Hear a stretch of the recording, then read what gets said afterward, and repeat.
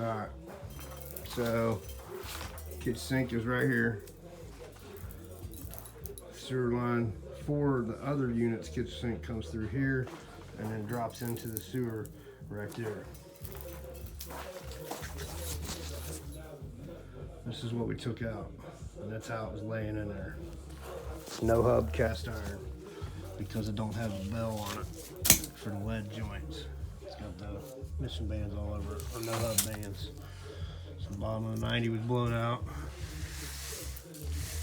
Bottom of the pipe's blowed out. This is all grease.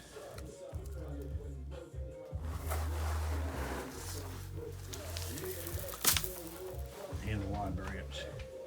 Now once it hit this next hub connection at the 45 that drops down to the sewer, the 45 is good.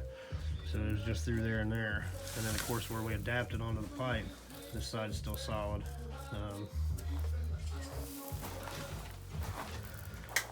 I changed how it was ran a little bit because I want cleanouts in them if we have to access them in the future.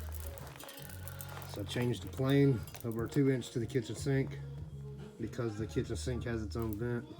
It don't matter that I bring it up that high. We got a mission or no hub band down there, no hub band over there, and this is our clean out.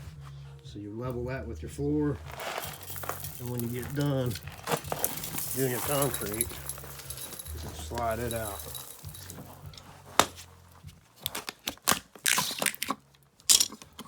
So our final floor will have this in there. And of course we'll spin it down. And this ain't the floor drain style, it's the clean out access. But we've done as much of the cast iron as we could.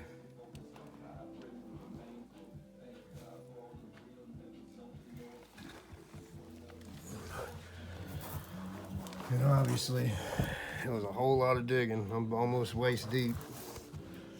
You see all that gravel.